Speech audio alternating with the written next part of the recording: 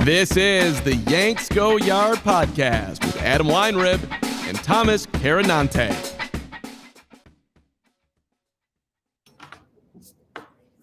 Welcome to a Monday edition of the Yanks Go Yard podcast. I'm Adam Weinrib alongside Thomas Carinante. The New York Yankees making moves, agitating each other in the dugout, signings, new additions, unfamiliar names, red hot in spring training with the bats, not so much on the mound. We're going to break down everything that happened since we last saw you on Thursday. Unfortunately, everything that happened does not include an Aaron Judge contract extension, though Brian Cashman certainly explained to us all what a contract extension is and how it may occur in the future with no set timeline. Of course, opening day is Judge's personal deadline.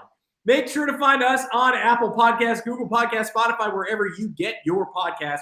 Drop us a 5-star review along with a mailbag question. We will be more than happy to answer it. But most importantly, you can find us live on YouTube Mondays and Thursdays, 2 o'clock Eastern time. That time could change. When the season starts, we could get more dates, more times. People are booking us. We're very busy guys, but we're trying to make it work for all of you all because you listeners are very important to us. For those of you on the stream, I'm wearing a North Carolina Tar Heels hat and a North Carolina Tar Heels Heart and Sound t-shirt because the North Carolina Tar Heels are in your Final Four, and I am only the host of so many podcasts, so I do have to shout out those boys from Chapel Hill, North Carolina as well before we get going.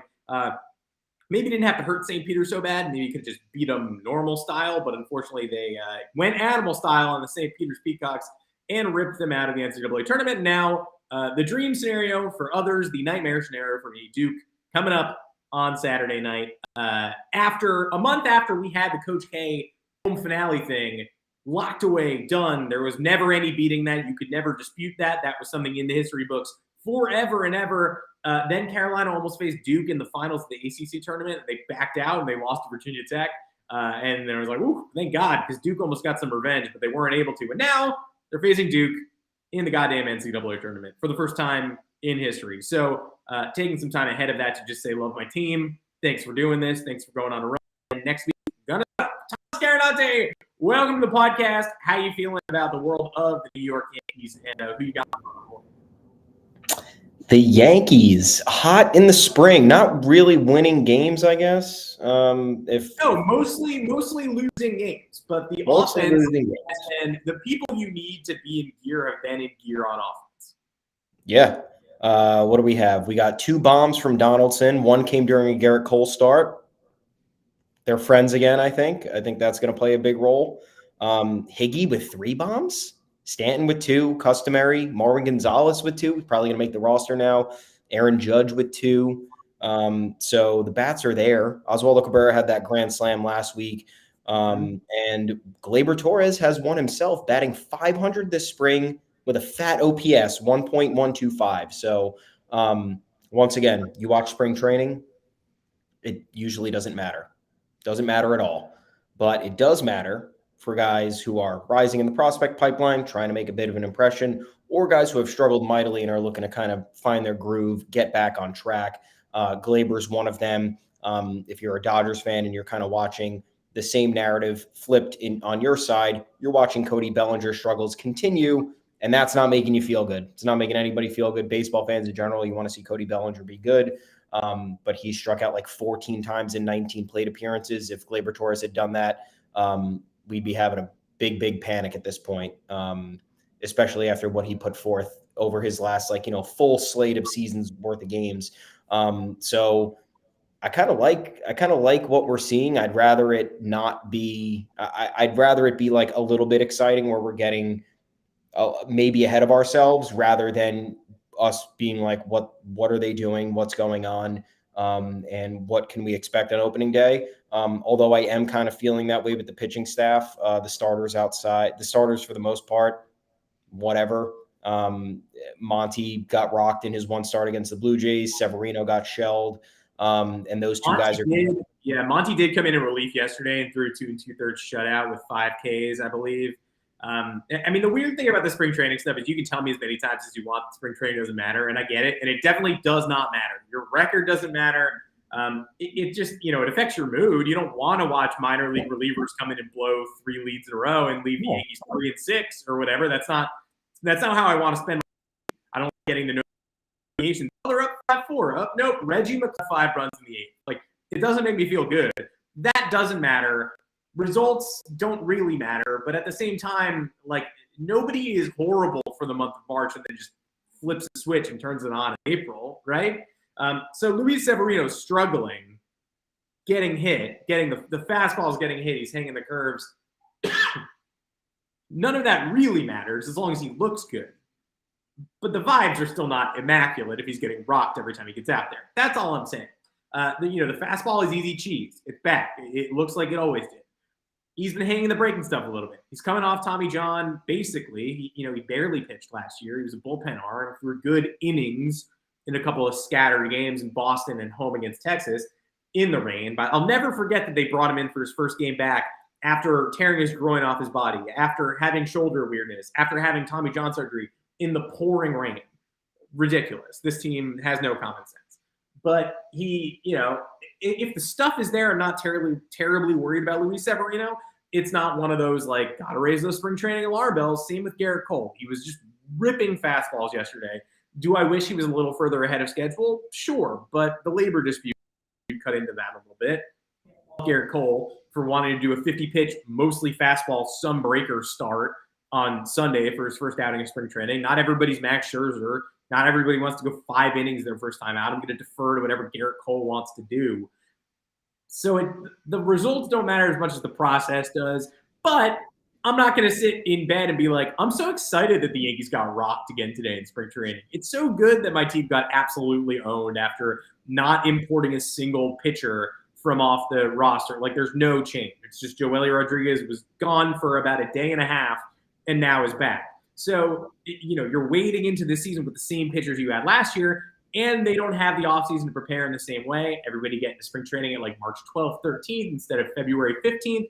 You're a month behind. People are going to get hurt, and your depth is the same as it was last year. Domingo Germán showed up with a shoulder injury. Now, I don't want to see Domingo play this year. I couldn't care less if he's on my roster. Apparently, he hurt his shoulder a long time ago, and this injury is just like the back half of his rehab. He says he feels fine. He can throw now. Good for him.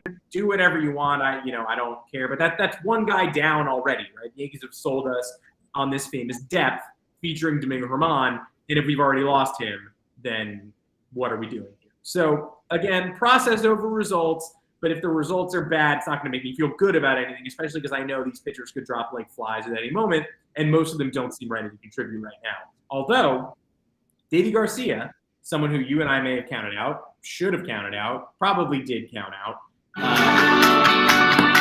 Oh, boy. Having a partnership with Dell Technology Advisors. Oh, boy. Love that. Deivi Garcia is somebody who, we counted out, ripping again today. If important is he's throwing results necessarily. But he is one pitch of 96.2 miles an hour or more over the past 2 years, 2020 and 2021. Today, in the first inning, he threw 5. So that's Matt Blake for you. That's someone on a road to recovery. That's someone making tangible progress. Everybody else feels like they're still working into things, either static or the results are slightly worrisome so far. Deivi, much better than expected. I love it. And maybe it could help us cope with the reality that this entire unit overachieved last year. I think that's something else. Forget about the staff just being the same. I know that there are elements of the staff that needed to be improved, but I think some fans have just kind of accepted, oh, yeah, they did great last year. Why would this not happen again next year? Because the Yankees pitching usually isn't that good. And it was clear that a lot of guys had overachieved, which is a great thing, but it's just not something you can rely on 2 years in a row, or let alone to be anything consistent. So if Deivi can pop back in and be somewhere close to his 2020 self, then we're looking at maybe a more electrifying replacement for Germán, or the return of one of our top prospects who was supposed to be a cornerstone piece, or it was once upon a time believed to be. So yeah, that's, I mean, my issue with the pitching staff is that I think that, hey, look, I like the stock in Matt Blake. Apparently, what he's done has been good. We've seen the results, but sustaining the results over years, being able to weather injuries, being able to make sure certain guys are comfortable in certain roles. I don't know if that's going to be able to be replicated. I'm hoping it is, but I think it's a little bit of a risky plan for them, especially when they didn't really spend that much outside of the Josh Donaldson deal, which was really only a $35 million investment when you count the salary swaps. So whatever. I'm just hoping that we get more from the younger guys. Clark Schmidt looked good the other day. He was pitching when we were live on the podcast on Thursday. So if we can get that combo 25, 28 combined starts with Davey and Clark, and it's effective, it'd be miles better, hopefully, than Domingo Michael King, and Michael King can assume his role as a multi-inning relief option to help relieve the starting rotation from having to go deep into games when the pitch count is elevated, and B, just overall preserving the back end of the bullpen, which was taxed last year. So I know we're talking a lot about pitching when we're supposed to be talking about bats, but that's how the conversation goes, man. Bats are great. Pitching, we'd like to see a little bit more. Trends are not bad at this moment. So I think that with what do we have? We have 9 days left until opening day, 10, something like that. That's another thing I wanted to ask. Why is Cole so behind schedule? I was trying to figure this out. Do you have any idea? Does anybody have any idea? Do we have anything like what? Max Scherzer threw 5 innings in his first spring training. I know not everybody's Max Scherzer, but he's coming off a year where he was experiencing dead arm in October, and now he's already being full throttle in spring training. What's going on here? Why is Gerrit Cole throwing on March 27th with opening day 10 days away? It's just very bizarre to me. Yeah, I don't know if you can say he's behind just because I don't know how he works. I don't want to see my ace in spring training at all. Like, I want him to get the absolute minimum that he has to feel ready. Again, I mean, I don't want anything to befall him. I need him to do whatever he has to feel confident. But Max Scherzer throwing 5 innings like day one of spring training is such a try-hard nonsense move, especially if you are, recovering from dead arm, and specifically coming out of 2021 or saying the Dodgers, ruined my arm. My arm was bad at the end of last year, but now everything's miraculously fine because I'm a New York Met, a sentence that no one has ever said in the entire history of the franchise. Steve Cohen can send out as many video board season ticket holder boxes as he wants to. It's not going to change the Mets' legacy of hurting every pitcher they touch. Jacob deGrom also opting out at the end of the year. So I actually think the opt-out might be the only thing keeping him healthy. He's going to have a healthy year, and then he's going to leave.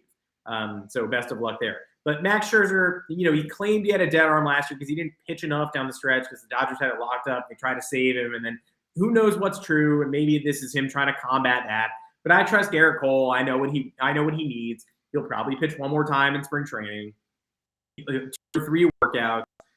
He's been doing side sessions, I'm sure. The less Gerrit Cole can reveal, the better. Everybody had their fun yesterday. Gerrit Cole gave up a couple home runs to the Pittsburgh Pirates, throwing 90% fastballs and blitzing dudes in the first inning, and then they eventually start sitting on him. He gave up 1 home run, a hanger to Cole Tucker. Some people, Fanside of Zone, did like Gerrit Cole gets rocked and Yankee fans get trolled. It's like, don't you remember he got rocked by the Tigers in spring training like 2 years ago? And guess what? He's like a Cy Young caliber pitcher every time he toes the rubber for the Yankees. Their priority is just keeping him healthy. Nobody cares about results unless you're in the clicks business and you want to write about it. In that case, congrats on the hilarious jokes. Congrats on the memes everybody got off. Gleyber Torres is the other one who just you got to mention before you leave. He hit another home run today. First pitch, 2 bombs so far this spring. 1 today came against Eduardo Rodriguez, and he went oppo. That's 2 oppo bombs, hitting 471. Someone had a great tweet that sort of summed it up. Like, it had his slash line. It was like Gleyber Torres hitting 471 this spring. If he keeps that up this season, he could have a very interesting 2022 campaign. Exactly. That's it. Like, he's not going to hit 470 this year. And so anybody who's declaring that this is sort of like, oh, we fixed him, he's a 470 hitter now, like, that's ridiculous. But of course, tangible progress, right? You're watching him hit the ball with authority the other way against real opponents, against Eduardo Rodriguez, who's an upper echelon free agent addition by the Tigers. Does it matter? It doesn't cinch him as a leadoff hitter for game 1 of the DS, but it's certainly something you'd rather see than the opposite. after a year of uncertainty, watching him go like 2 for 25 with no power in the spring, being like, why would I be encouraged by this at all? Man, it would be interesting. Interesting is a very good word to describe if Gleyber Torres were to bat 500 this year. Pretty interesting thing that would transpire. I'm glad that that's a conversation on Yankees Twitter. Very, very informative for everybody. So please go check out that talk in the deepest, darkest corners of one of the worst Twitter spaces on the planet. Speaking of bad topics to talk about, I just felt like this was funny. People made a big deal out of this, and I really wondered what they were talking about. They on Saturday, was it? I think it was Saturday against the Blue Jays. The camera cut to the dugout, and Gerrit Cole was watching the game, eyes straight ahead, in between Jordan Montgomery and Josh Donaldson. Montgomery spitting seeds out over the dugout rail. Gerrit Cole's intently watching the game, and Josh Donaldson is just looking at Gerrit Cole and talking to him. Like, looks like he's being a nuisance in some capacity. We know how Cole operates. We know kind of the people he surrounds himself with. He had the whole thing with Bauer at UCLA. I don't think Cole is a Trevor Bauer guy. Doesn't strike me as a Trevor Bauer guy. Doesn't really want to hear what doesn't want to hear what a guy like Trevor Bauer has to say. Is not up for the antics, whether it's social media, whether it's just general showmanship in whatever realm it's in. Not his style. The guys he surrounded himself with. He was boys with Tanaka before Tanaka left for Japan. He's good friends with Jameson Taillon, who dates back to the Pirates days. And now you have Donaldson, who they had the beef last year. Donaldson is another boisterous personality that I don't know would mesh with Cole if they're having everyday interactions where Donaldson's being himself and is maybe crowding Cole's space and making it a little bit uncomfortable or annoying for him. I don't know. But Cole's facial reaction after he said what he said was funny. He also had a hand motion where it was just like, it seemed like he was like, dude, stop talking. Like, I don't want to hear this anymore. But probably just a bunch of nothing. Really funny camera cut, really funny speculation from fans thinking that Josh Donaldson was annoying Gerrit Cole the day before his spring debut. So just get ready for that stuff this year. I think it's going to be a fun year of pointless speculation about team chemistry, kind of like what we did last year, just because things were so kind of off kilter. But guess what? The fans in the clubhouse. Imagine, hey, fans come into the clubhouse after the game.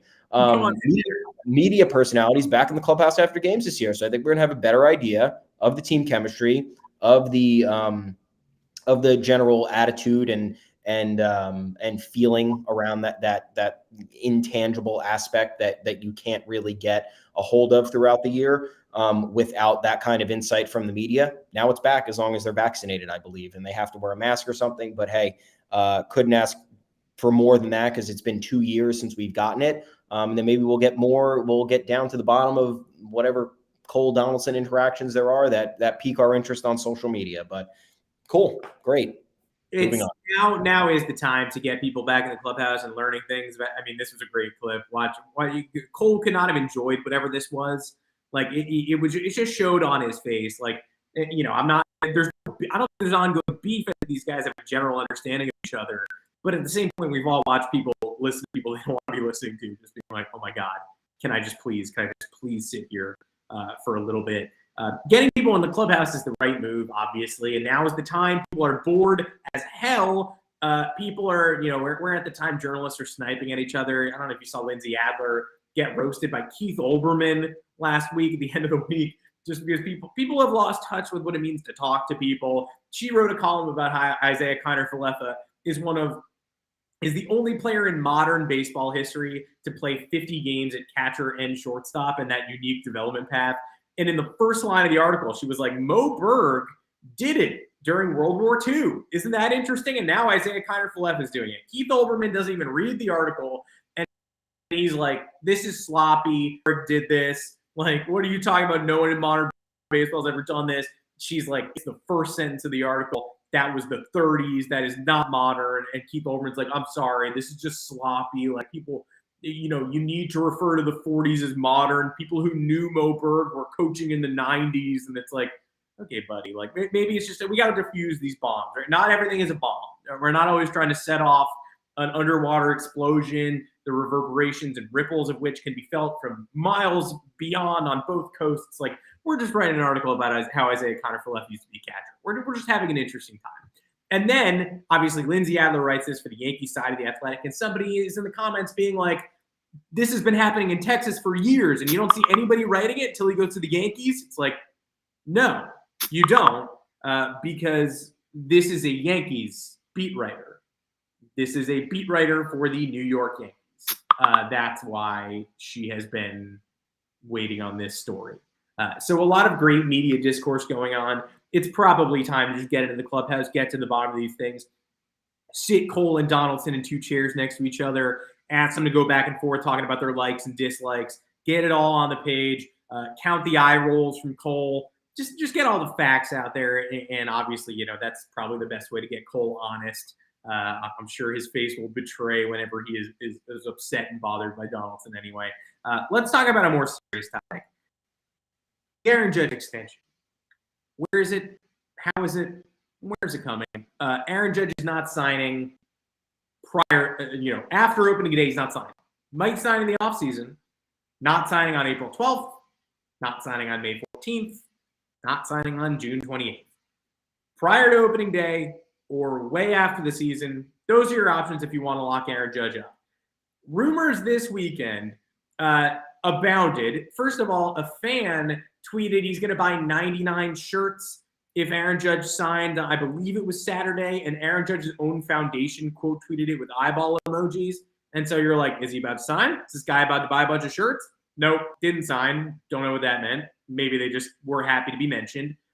Then you have John Heyman sort of, this is the kind of tweet that I hate. The half tweet where it's half a rumor and half just speculation. The tweet said the Yankees were prepared to make an offer to Judge soon. He could become the fifth highest paid outfielder. But that wasn't saying the Yankees were going to offer him the fifth highest deal for an outfielder. That was just half of it was saying offer coming soon. And we know that because Brian Cashman told us that they're not going to not offer him something before spring training ends. The second half was just John Heyman going, hey, I'm thinking he might end up being the fifth highest paid guy. Great. I'm glad you're thinking that. But when it all gets tied together in one tweet, it seems like offer coming soon. I know something about the offer, and the offer is this large. Nobody said that. It was just offer coming soon. And hey, here's a number that might be big. I think Judge would sign for that AAV, making him the fifth highest paid outfielder in baseball over a slightly shorter period of time. That's going to end up being something like high 20s, 27, 28 mil or something for a year, 5 years, 6 years, probably 6 years, maybe 7 years. That ought to do it. But I have no inclination the Yankees are offering that. I just know they're offering something. And you were all over the Brian Cashman word salad of them asking Cashman, what's coming in the Judge extension, and him saying, there's going to be an offer, and at some point there might be a counter offer. We hope he takes our offer. We hope the man reads the paper and says yes to the paper. If he says no to the paper, we'll have more conversations at a later date. Like, that opened our eyes to absolutely nothing. Kind of sounded like a low ball or not wanting to tip their hands. Aaron Judge is still not under contract this year.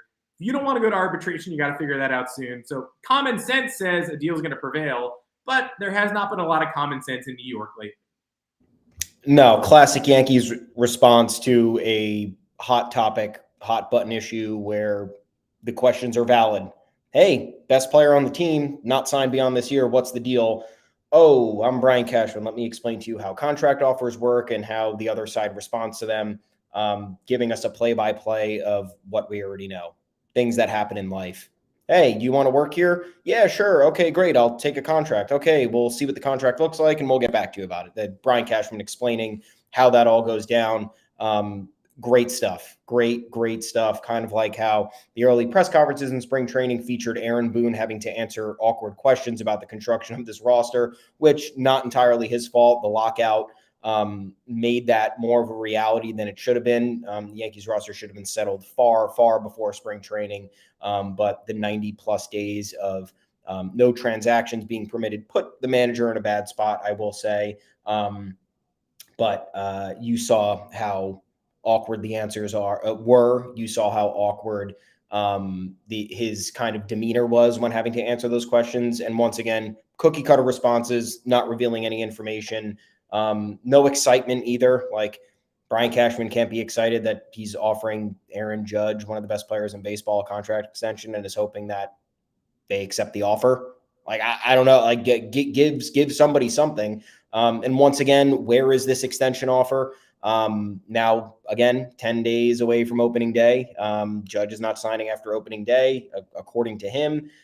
Pretty good source, I'd say. Very, very good sourced information for that type of topic. And I don't know why we're dragging our feet here. Once again, it seems like the Yankees are trying to concoct the perfect offer and the perfect low risk, minimal risk scenario where they get to pay Judge, they don't have to keep him for too long, and it's not exactly a prohibitive cost, and it doesn't affect their expenditures elsewhere. But at the end of the day, you got to pay to keep good players, especially ones that are already here and have already proven themselves. And I know that they're definitely having the complicated balance of it all, because Judge has only had 2 full seasons, even though when he's been on the field for the other partial seasons, he's been a tremendous impact. And you can see it in all of his numbers, OPS plus, power, everything, defense. So I don't know what the weight is. Like we've said a million times, I had all off season to prepare a variety of contract offers to present to Judge the second the lockout was lifted. They made the trades that they made, and they made the signings that they made, and their cap situation, or not cap. There's no cap in baseball. Sorry, guys. The payroll situation is set. So I don't know what else they need to do, because anything they do with Judge is going to affect 2023 and beyond. Again, just another thing that seems like it doesn't need to be that complicated, and the Yankees are making it more complicated. So, I mean, the problem here is that none of my Judge arguments, which sounded accurate that I've been making for months, none of them are valid, because all I've been saying is, the Red Sox backed themselves into a corner with Mookie Betts. That's a $350 million to $400 million guy. There's no excuse for them to not pay him, but they found an excuse. Now, Judge is going to cost half that. He's way cheaper than Mookie Betts. He's just as intrinsic to what the Yankees do. And what I've been saying all along is, I understand it might not be a good contract. Year 5 of Aaron Judge might get ugly. Might be a first baseman down the line. But I don't care, and the Yankees shouldn't either, because they could absorb $180 million. They can absorb another $25 million a year contract. They're the Yankees. They can have Gerrit Cole, have Giancarlo Stanton, have Judge making this sum of money, and not let it stop them from making any other moves. Maybe it stops them from signing Carlos Correa for $400 million. Maybe it takes them out of the upper echelon of dudes, but it shouldn't take them out of anybody in the mid-range market. They should be trying as hard as possible to win with all 3 of these guys. So I hear everybody saying, trade Judge, right? He's going to break down as he gets older. Probably.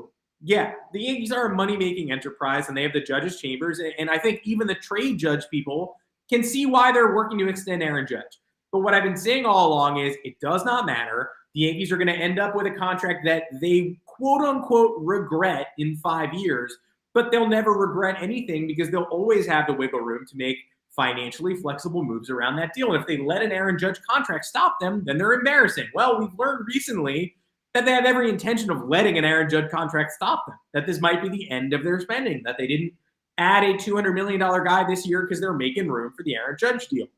And after they sign that, they'll have Cole, they'll have Stanton. Stanton on a relative bargain, by the way. They're well under $200 million on Stanton now. The Marlins pay a lot of that money. Cole deal is excessive, but also, sometimes you got to take the plunge. The Yankees can afford to add around Judge, but if they're not going to, then sure, I guess you have to think about the ramifications of this being negative, and I guess you have to think about trade options. They won't. They'll take the comp pick or whatever. The likeliest option, though, is that they pay him just about what he wants, maybe a little bit less than what he wants, and then they use that to hamstring themselves down the line, and we get the worst of both worlds, where it's eventually a bad contract, and they refuse to, they're not going to work their way out of the bad contract. They're just going to sit there going, well, mistake we knew we were making was made. And so now we made our bed and we have to lie.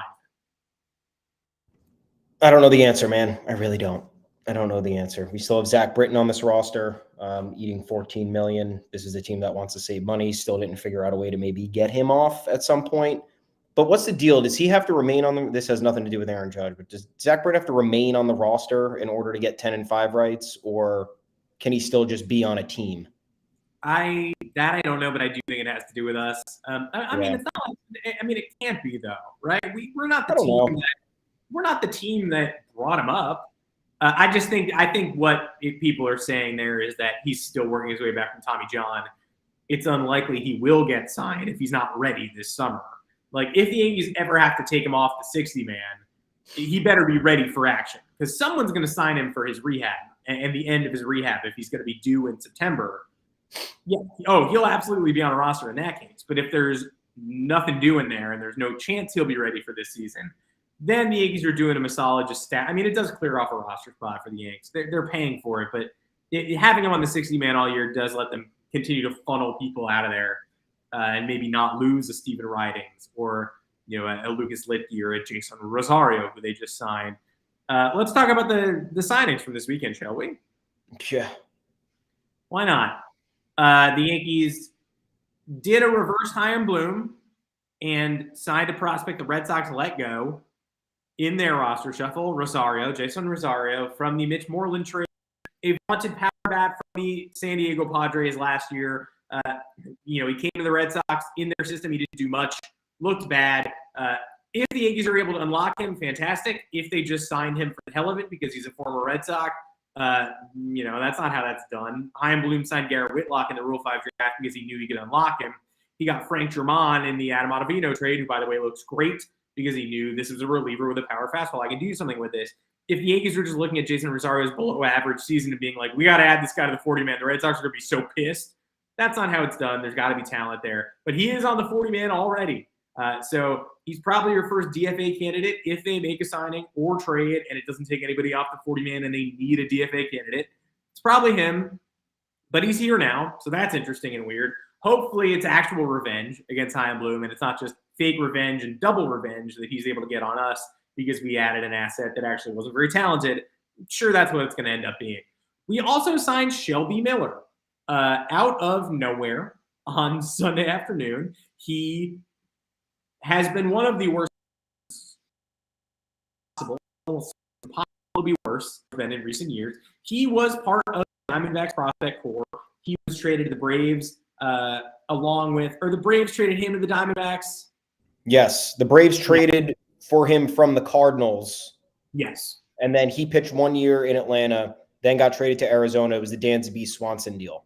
Yes, and I think it was the Jason Hayward Cardinals-Braves trade, yes, if I'm not mistaken. Shelby Miller was a top prospect for the Cardinals back in the day, had an all-star season with the Braves, went to the Diamondbacks, and since then he's got a 7.05 ERA. It was, Thomas. Last year he was in the 9s. 2021, 13 earned runs, 16 hits, 3 homers, 11 walks, and 12 2/3 innings. Absolutely nothing there to be excited about other than theoretical all-star potential from somebody who was once an all-star 7 years ago. I mean, 7 years ago, I was an intern. A lot changes in a 7-year period. You can't overreact to the Yankees adding Shelby Miller. It's not a classic Yankees. Here comes Brett Gardner, and we're overpaying washed-up veterans. But at the same time, they're just they're trying to outsmart people. They're making lottery ticket signings to thicken their minor league depth. They don't expect much out of Shelby Miller either. That's why there's no need to get twisted on this and be like, their priorities are all wrong. I mean, this isn't a priority. This is just something that fell into their lap, another non-guaranteed minor league deal. And if Shelby Miller, rediscovers his fastball in Matt Blake's lab, then fantastic. But he'll be at Scranton Wilkes-Barre for now, and it's just a name I haven't heard in a really long time. And of all the people with terrible results in recent years the Yankees have tried to fix, might be the worst numbers of any of them. Yeah, it's just weird. It sends a weird message. I think that's just the extent of it. You fans sit here all offseason understanding that there either needs to be there does need to be more rotation depth at a greater level, and there needs to be more back-end bullpen help. And then they're going out and they're signing these guys to minor league deals, and you're just like, why can't we get a real guy here? It'd be fun to get a real guy here. I'm not mad about Shelby Miller coming to town. I'm not mad about any of the other minor league signings or people they've invited to spring training. But come on, can't we get something impactful beyond what we've already seen? Especially because the Yankees know. The Yankees know they've underwhelmed fans this offseason. It's no secret. They're not. they don't have the internet shut down at Yankee Stadium. They don't have they're listening to what the media is saying. They are very much in the know of what's gone on and what the pulse is around them concerning the fan base. So that's why these things puzzle me. Like Shelby Miller, 2015 was the last time he was relevant. And now he transitioned to a relief role last year and did just as bad as he's been and performed just as badly as he's been for the last 6 years. So, I mean, if you're talking about having depth at AAA just for the hell of it to keep the other guys well rested, who you plan to use later in the year, okay, sure. Could be a prudent decision later down the road. But the more we get these notifications of these types of signings, it's just like, whatever, cool. I don't really care. It'd be nice if we didn't have the team-wide regressions that we had last year, which I think the Yankees are banking on, again, that not being the case. Kind of like how I said before, I think for the pitching staff, they're just banking on those guys having the same campaigns that they had last year, even though it's not really going to be entirely likely. So I'm just here for the ride. I'm here to get to opening day and just see what happens, and I'll start making larger I'll be formulating my opinions, but they won't be super, super serious until 6 weeks in. Like last year, I promised everybody, especially you, that I wouldn't say anything about the starting rotation until after May. And I ended up saving myself a lot of time and heartache because the starting rotation ended up being good after a bit of a rocky start. And then I didn't have to look like an idiot and get cold taked all the time. So I'll do the same this year, 6 weeks, see what's happening with everybody top to bottom. And yeah, I mean, at this point, we're waiting. Spring training just end, 10 days, opening day, get me there. Life is a highway. I want to ride it all night long. I'm done too. I got last year. I said I was going to, everybody knows the beginning of the season doesn't determine where you are. The Yankees record ended, and they ended up with 92 wins, and they were under 500 deep into the year. They were I got last year when they were 5-10. I was like, this team sucks. That was the game when they were like throwing batteries at Rougned Odor from the stands, and everybody was doing like Yankee fans have the gall to disrespect their players like that. And again, like, yeah, they should not have been throwing garbage. That's not a hot take. Like, there were no Yankee fans who were like, counterpoint, we absolutely should be throwing garbage at our players and baseballs at them. Like, another straw man thing. Like, this is disgusting. Yankee fans who defend this should be ashamed of themselves. Like, yeah, I'm getting on a podcast being like, we should all throw hard baseballs at everybody. Like, that's a great idea. That's what I believe. So hopefully I won't get all riled up again. I hope they're not 5-10. It was annoying. I didn't like watching it. But in case you've already forgotten, they've already dug out of a hole like that just last year. They could do it again. The roster now is better than it was on opening day last year, even if you were disillusioned with some of their offseason moves. Even if you didn't want Shelby Miller on board, folks, there's still a lot to like about this roster.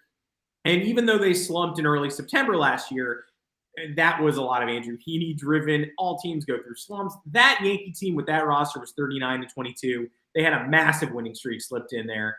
If they played to that level, if they start going 39-22 in a bunch of different chunks this year, guess what, folks? They're going to be a really good team. So join us on the No Snap Judgments bandwagon. Although, of course, twice a week, we're going to have to get on the podcast and make some snap judgments. That's what you pay us for. But try not to read too far into them. Try to listen, but try not to read too far into them. That is it for this Monday Let's Go Tar Heels edition of the Yanks Go Yard podcast. I'm Adam Weinrib alongside Thomas Carinante. You can find us on Apple Podcasts, Google Podcasts, Spotify, or really any other app that has podcasts after the first word of the app name. In general, podcasts will be on there. You can find us. You can also find us live on YouTube Mondays and Thursdays at 2 o'clock Eastern, as well as live on Twitter at those times. If you haven't caught us streaming on Twitter, we will be there. Until next time, I'm Adam Weinrib. You can find me on Twitter at Adam Weinrib. Thomas Carinante, where can the people find you?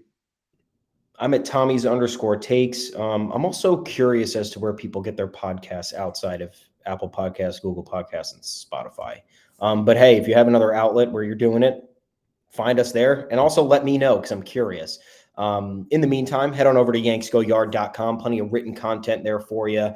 Some interesting stuff from over this weekend, I'd say. We got some Luke Voigt stuff after he was traded to the Padres. Talked to the media over there. We got Ken Rosenthal weighing in on a potential Sean Manaea deal. We have Aaron Hicks talking about the vengeful slogan for the Yankees this year, which could prove that this team has more fire than we thought. Also, talk to us in the official Yanks Go Yard Twitter account at Yanks Go Yard FS. You can watch the live stream of the podcast there as well every Monday and Thursday. And until then, guys, keep enjoying spring training the way you are. No overreactions, no hard feelings, also no super positive feelings. Next time we'll talk to you Thursday, 3 p.m., 2 p.m. Thursday, 2 p.m. I'll be here Tuesday at 3 p.m. Live streaming my eating a big sandwich. So tune in for that. I'm sure that'll be great. Until next time, we'll see you, everybody.